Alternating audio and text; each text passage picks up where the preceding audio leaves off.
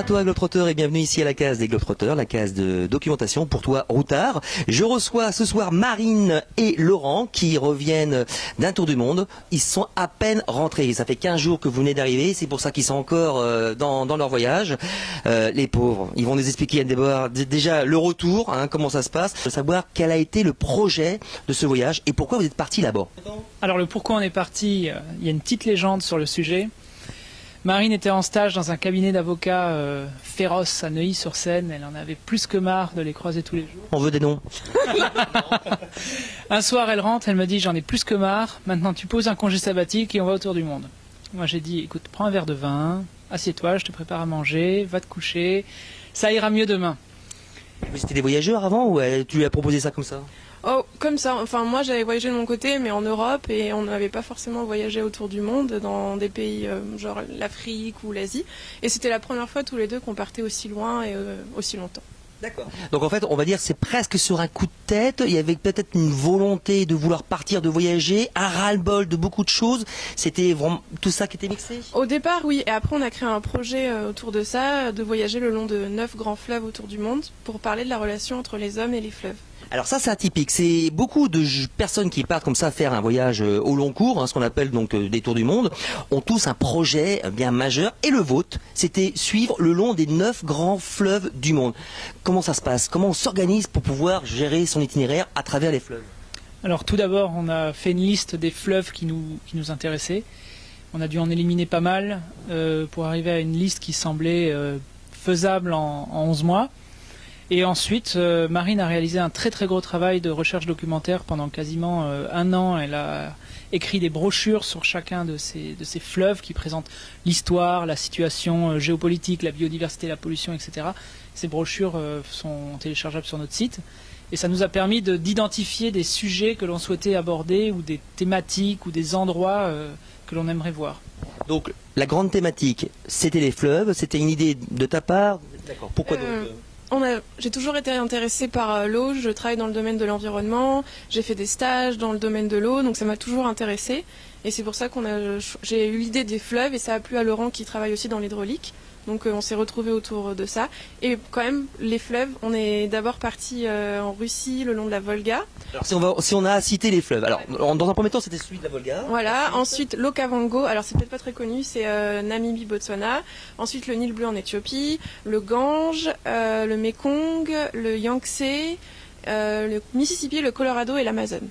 11 mois tout ça. Faut le faire en kayak, à pied, vous l'avez fait comment? Tous les moyens de transport. Alors on a pris le train, on a pris la voiture. On est bien d'accord que vous longiez l'intégralité de ces 9... Pas l'intégralité, parce que certains sont vraiment trop longs. Donc on a toujours vu le delta, on est allé dans tous les deltas, on a vu certaines sources, mais sinon on en faisait une bonne partie, mais pas forcément jusqu'à la source.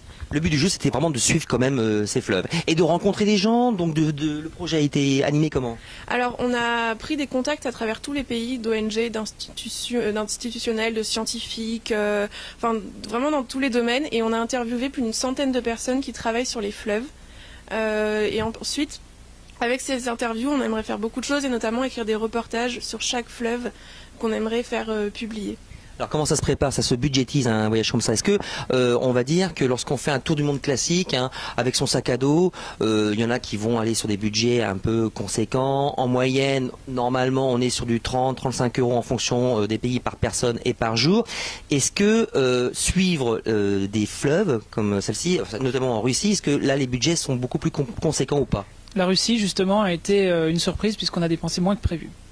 Mais globalement, on avait un budget de 35 000 € pour tout le voyage, de l'achat des sacs à dos jusqu'au retour, avec un budget par pays de entre 40 € par jour pour 2 et 80 € par jour pour 2, par exemple aux États-Unis ou en Russie. Alors quand on se lâche pour faire un voyage pareil, vous êtes revenu donc avec beaucoup de photos, avec quoi de conséquent à montrer, à partager? Alors Laurent fait de la photographie, donc il a peut-être 35 000 photos. Moi j'écrivais des textes, donc on tenait un blog pendant le voyage. Qui s'appelle, alors on va leur en parler de ce blog, il s'appelle comment? Un grand détour. Et donc on a écrit des articles tout au long du voyage qu'on a alimenté, en fait un article ou deux sur chaque fleuve.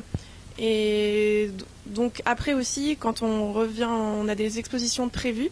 2 expositions photos à Paris et une exposition plus pédagogique sur les fleuves à Angers avec notre principal sponsor. Et puis globalement, pour parler du blog, au début on était parti avec des très grandes ambitions de faire un article par semaine, et puis on s'est vite rendu compte que trouver des contacts, des scientifiques, les interviewer, savoir où on va, c'est du travail. C'est du travail. Ça nous prenait énormément de temps et on n'arrivait pas à tenir un article par semaine. Et finalement, on a décidé d'en faire à chaque fois un plus long sur chaque fleuve, mais très très bien écrit. Marine a fait un énorme travail d'écriture.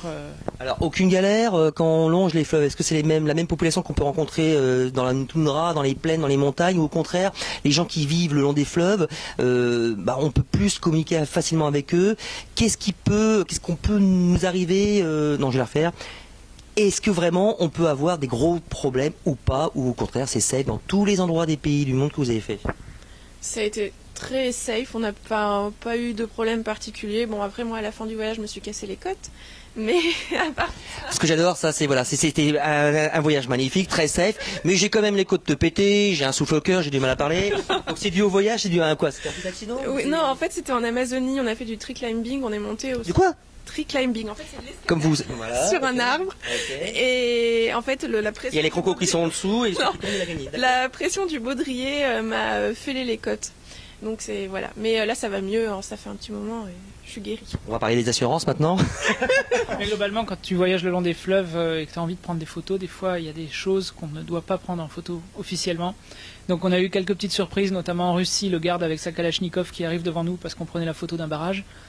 Bon, après il y a du bon sens, hein, j'ai envie de dire. Oui, bien sûr. Et bon, vous êtes encore là, c'est que...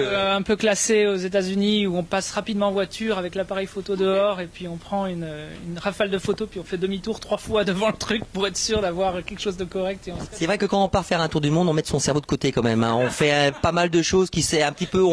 les conséquences peuvent être terribles. En tout cas, je pense que vous avez énormément pris du plaisir pour ce voyage-là. Beaucoup de choses à raconter.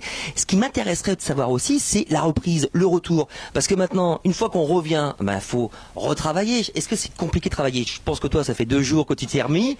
T'es dans quelles conditions, dans quel contexte? J'ai recommencé hier et passé sa journée. Hier, ça fait 15 jours que tu reviens, donc là, tu as eu un laps de temps de 15 jours après 11 mois. Voilà, 15 jours après 11 mois pour revoir la famille, trouver un appart, déménager. Tout ça, on a réussi à faire en 15 jours. Et c'est difficile de se remettre au travail. Quand on prépare un voyage, on prépare également le retour, justement, pour anticiper ce choc? Non, j'avais pas forcément préparé, donc je me suis habillé en costume hier matin. Voilà, ça m'a fait tout bizarre. J'y suis allé, j'ai dit bonjour, tout le monde a dit oh, alors ça te fait quoi de revenir? Envie de repartir dans la plaie, voilà. Et passer sa journée 8 heures derrière un ordinateur, ça fait un peu bizarre, mais pour l'instant je m'accroche et évidemment ça va revenir. Parfait. En tout cas, merci Marine et Laurent. Si on peut donc voir toutes vos aventures, vos photos, bref, l'intégralité de votre actualité. Je rappelle donc le site internet ungranddetour.fr. Donc on pourra voir toute votre actualité et donc les photos. Et j'espère vous revoir prochainement pour une nouvelle aventure. Tu voulais dire autre chose? Non, on sera normalement présent au Festival des Globetrotters en septembre. C'est parfait. Donc fin septembre 2014. Profitez bien de ce moment-là. En tout cas, merci d'être venu et à très très bientôt. Au revoir.